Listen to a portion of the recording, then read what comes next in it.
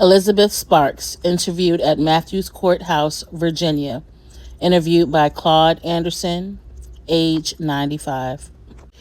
After the war, they tried to fool the slaves about freedom and wanted to keep them working, but the Yankees told them they was free. They sent some of the slaves to South Carolina when the Yankees came near to keep the Yankees from getting them. Sent cousin James to South Carolina. I never will forget when the Yankees came through.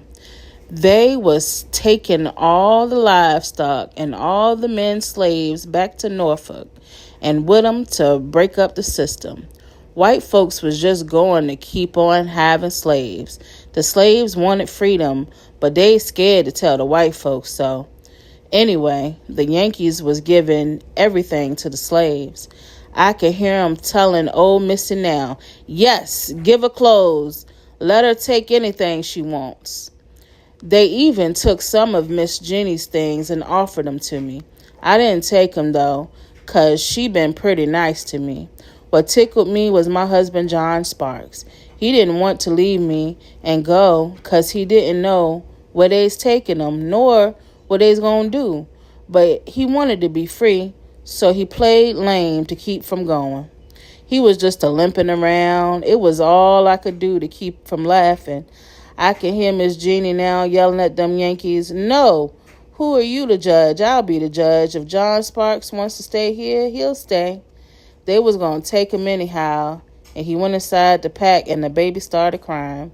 So one of them said that as long as he had a wife and a baby that young, they guessed he could stay. They took all the horses, cows, and pigs and chickens and anything they could use and left. I was about 19 when I married. I was married in 1861. My oldest boy was born in 1862, and the falling of Richmond came in 1865. Before Miss Jenny was married, she was born and lived at her old home right up the river here. You could see the place from outside here. On the plantation, my mother was a housewoman. She had to wash white folks' clothes all day and hers after dark. Sometimes she'd be washing clothes way up around midnight. Couldn't wash any niggers' clothes in the daytime. My mother lived in a big one-room log cabin with an upstairs. Sometimes the white folks give you about 10 cents to spend. A woman with children would get about half a bushel of meal a week. A childless woman could get about a peck and a half a meal a week. If you was working, they give you shoes. Children went barefooted the year round. The men on the road got one cotton shirt and jacket. Once in a while, they was free niggers come from somewhere. They could come to see you if you was their folks. Niggers used to go off in the quarters and slip and have meetings. They called it stealing the meeting. The children used to teach me to read. There weren't no schools for niggers. Slaves went to bed, and when they didn't have anything to do, most of the time they went to bed when they could. Sometimes the men had to shuck corn till 11 and 12 o'clock at night. If you went out at night, the patrollers would catch you. If you was out after time without a pass, most of the slaves was afeard to go out. Plenty of slaves ran away. If they catch them, they'll beat them near to death. But you know, there's good and bad people everywhere. That's the way the white folks was. Some had hearts, some had gizzards, instead of hearts. When my mother's master died, he called my mother and brother Major and get religion and talk so pretty. He say he's so sorry he couldn't found the Lord before he had nothing against his colored people. He was sorry and scared, but confessed. My mother died 20 years since then at the age of 74. She was religious and all.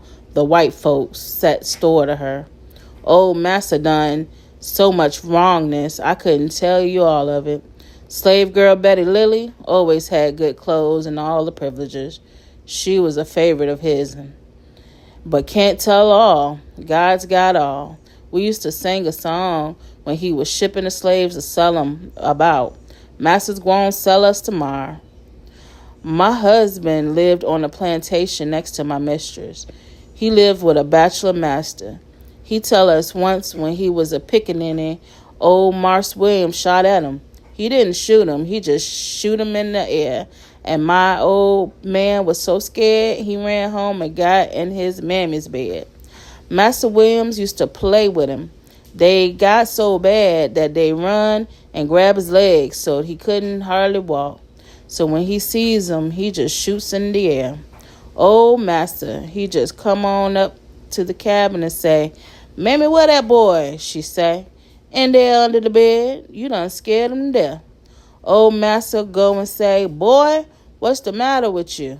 Boy say, "You shot me, master, you shot me." Master say, go on. Get up and come along. I ain't shoot you. I just shot and scared you. He, he, he. Yes, sir. My old husband said he was so scared that day.